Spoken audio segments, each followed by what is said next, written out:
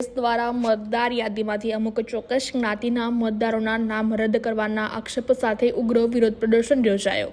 શહેરના મુખ્ય બસ સ્ટેન્ડથી કલેક્ટર કચેરી અને એસપી ઓફિસ સુધી પદયાત્રા, રેલી અને ધરણા યોજી ચૂંટણી પંચના એસઆઈઆર કાર્યક્રમ હેઠળ થયેલી ગેરકાયદેસર કાર્યવાહી સામે વિરોધ વ્યક્ત કરવામાં આવ્યો હતો। કોંગ્રેસના નેતાઓએ આ આક્ષેપ કર્યો છે કે અમુક જાતિના મતદારોના નામ મતદાર યાદીમાંથી ગેરકાયદેસર રીતે દૂર કરવામાં આવી રહ્યા છે। કાર્યકરોને માર્ગદર્શન આપતા તેઓએ કલેક્ટર કચેરી ખાતે ધરણા કરી ન્યાયની માંગ કરી છે। કોંગ્રેસે તંત્રને ચીમકી આપી છે કે જો 3 દિવસમાં યોગ્ય કાર્યવાહી ન કરવામાં આવે તો 13 ફેબ્રુઆરીના રોજ સમગ્ર જિલ્લામાં રસ્તા રોકો આંદોલન અને ચક્કાજામ કરવામાં આવશે। આ પ્રદર્શનમાં કોંગ્રેસના પ્રવક્તા મનીષ દોશી, પૂર્વ ધારાસભ્ય નૌશાદ સોલંકી, પૂર્વ ધારાસભ્ય ઋત્વિક બકાણા અને વિક્રમ રબારી સહિત મોટી સંખ્યામાં આગેવાનો અને કાર્યકરો હાજર રહ્યા હતા। એ લોકો જો બીકના માર્યા, ડરના માર્યા સરકારથી જો ડરી જતા હોય તો એ સમાજ માટે દાખલા રૂપ કે પ્રતિનિધિ રૂપ કેવી રીતે કહી શકાય?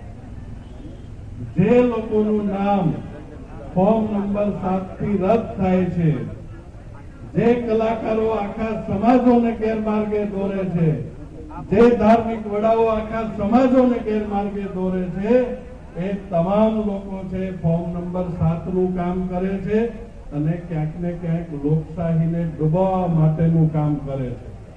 આ દરેક ફોર્મ નંબર 7 ને આપણે ઓળખી લેવા પડશે અને ખુલીને એમને પ્રશ્ન પૂછવા પડશે। એ રાષ્ટ્રપતિ હોય તો પણ ભલે, ધાર્મિક વડા હોય તોય ભલે, પદ્મશ્રી એવોર્ડ વિજેતા હોય તોય ભલે, કલેક્ટર હોય તો પણ ભલે। નૌશાદભાઈ બધાએ કહ્યું કે દંડા ખાવાની તૈયારી રાખવાની। કેમ ભાઈ, આપણે દંડા ખાવાના? દંડા લેતા નથી આવડતું? જેલમાં આપણે શું લેવા જવાનું?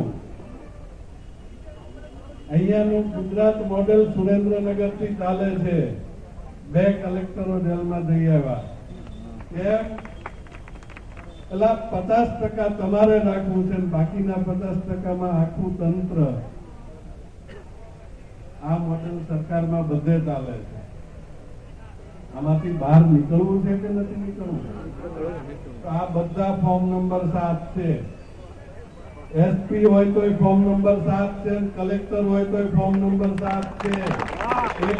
એક ફોર્મ નંબર 7 ને વીણીને સાફ કરવાના છે।